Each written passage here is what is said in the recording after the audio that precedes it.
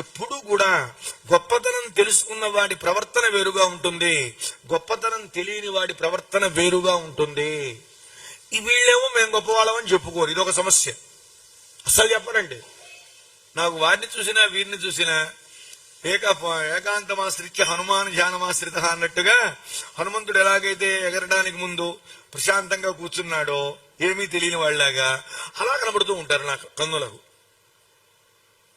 సరే, ముందు రామ అన్నాడండి. రాముడు కమలపత్రాక్ష నెంబర్ 1 మొదటి విశేషణం అండి. ఎలాంటి వాడు? కమలము అంటే తామర పువ్వు అండి. ఎక్కడా వదిలిపెట్టాడు ఆంజనేయ స్వామి. ఎందుకు తామర పువ్వుతో పోల్చాడు అంటేట, కమల పత్ర అక్షర, తామర పువ్వు లాంటి కన్నులు కాదండి, మళ్ళీ తామర పువ్వు రేకు వంటి కన్నులు కలిగిన వాడు. అంతేగాని తామరాకు లాంటి కన్నులు అనకూడదు. పత్రం అంటే ఆకండి, కమల పత్రం అంటే పెద్ద పెద్ద తామరాకులు లాంటి కళ్ళు అనకూడదు. అక్కడ పత్రము అంటే ఆ తామర పువ్వు యొక్క రేకు. ఆ రేకు ఎంత మనోహరంగా ఉంటుందో, ఎంతటి సౌందర్యంతో ఉంటుందో, ఎంత ఆకర్షణీయంగా ఉంటుందో అంతటి స్థితి కలిగిన వాడు రామచంద్రుడు. అంతేకాదు, ఎందుకని తామర పువ్వుతో పోల్చావాయా హనుమా? ఇంకేం పూలు దొరకలేదా నీకంటే? తామర పువ్వుతోనే పోల్చాలండి అన్నాడు. ఏమన్నారు? ఏం లేదండి, సూర్యుడు వస్తే వికసించేది తామర పువ్వు. నేను ఎక్కడికి పోయినా మా స్వామి కుల అధిష్టాన దైవాన్ని, మా గురువు గారిని వదిలిపెట్టనన్నాడు. సూర్యుడు వస్తే వికసించేది తామర పువ్వు. తామర పువ్వుని జ్ఞానానికి ప్రతీకగా చెబుతారు. ఎందుకని? ఉదయం పూట సూర్యకిరణాలతో వికసిస్తుంది కాబట్టి. రాముని కన్ను చూడండి, రాముని కన్ను తామర పువ్వు రేకులా ఉంది అంటే బాహ్యంగా కనుక మనం చూసినట్లయితే చాలా సౌందర్యవంతుడు రాముడు, ఒకటి అర్థమైపోయిందండి. రెండవది, నేత్రములలో దృష్టిలో సౌకుమార్యం ఉన్నవాడు. కొంతమంది కళ్ళు అందంగానే ఉంటాయండి, నెంబర్ 1. కానీ వాళ్ళ దృష్టిలో మరి ఆర్ద్రత ఉండదు, కాఠిన్యం మాత్రం ఉంటుంది. మూడవది, తెలియకుండా ఆ దృష్టిలో దోషం ఉంటుందండి. దృష్టిలో దోషం ఉంటుందండి. అంగవైకల్యం వల్ల వచ్చిన ప్రమాదం ఏం లేదండి. కన్ను లేకపోవచ్చు, కాలు లేకపోవచ్చు, చెయ్యి ఏదైనా లేకపోవచ్చు. కానీ సహజంగా కళ్ళకో చేతికో కనుక దోషం ఉంటే అది ప్రమాదం. అందుకనే మనం దృష్టి దోషం అని దిష్టి తీయించుకుంటూ ఉంటాం. ఇంతంత ఉప్పు, ఇవన్నీ కూడా మిరపకాయలు వగైరా వగైరా.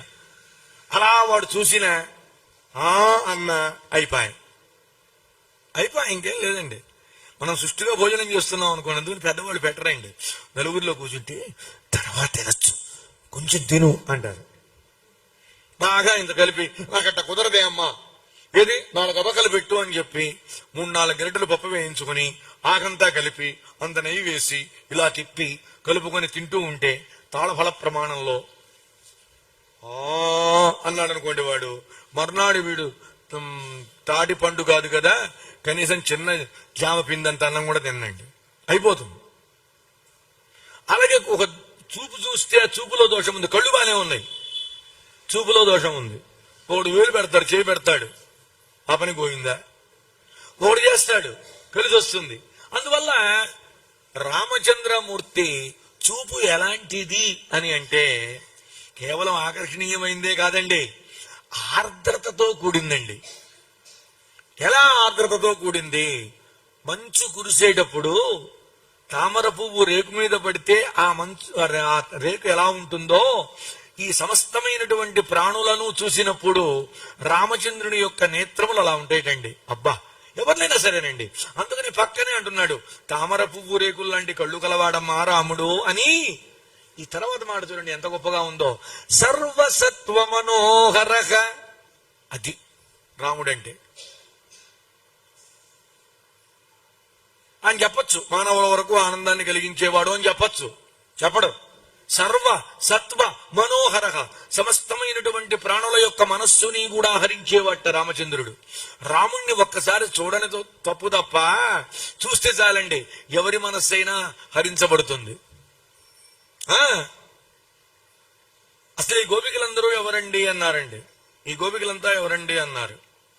ఎవరో కాదుటండి, సాక్షాత్తుగా రామావతారంలో మహర్షులందరూ కూడా గోపికలుగా అవతరించారు. అలాగే 16,100 మంది స్త్రీలుగా అవతరించారండి. ఏమిటి వాళ్ళ కోరిక అంటే పుంసాం మోహన రూపాయ పుణ్యశ్లో పురుషులకే మోహం కలుగుతుందిట.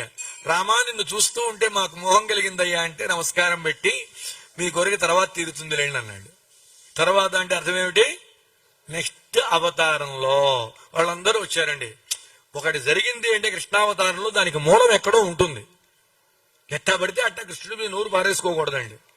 అది ఫ్యాషన్ అయిపోయింది. ఇప్పుడు రామకృష్ణావతారాల్ని ఒక రకంగా మాట్లాడటం, ఇష్టం వచ్చినట్టు మాట్లాడటం అనేది ఒక ఫ్యాషన్ అయిపోయింది.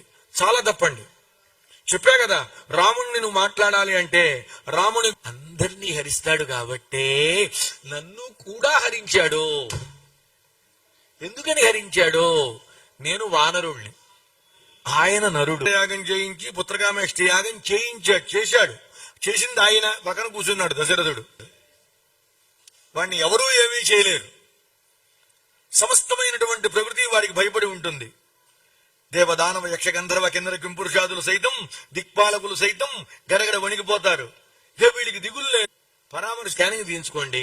ఇట్లాగే మొన్న ఒకళ్ళు తలనొప్పి వచ్చింది రాత్రి 12 గంటలకి. ఎట్లా? అందువల్ల బాగుంది అని చెప్పాలి. చెబితే సూక్తి ముక్తావళి ఉండదు, సలహా ముక్తావళి మనకు ఉండదండి. అందువల్ల ఈ శూర్పణఖ చేసిన పని ఏమిటంటే రామచంద్రమూర్తి యొక్క దివ్య తత్వాన్ని చెప్పిందండి కరుణికి.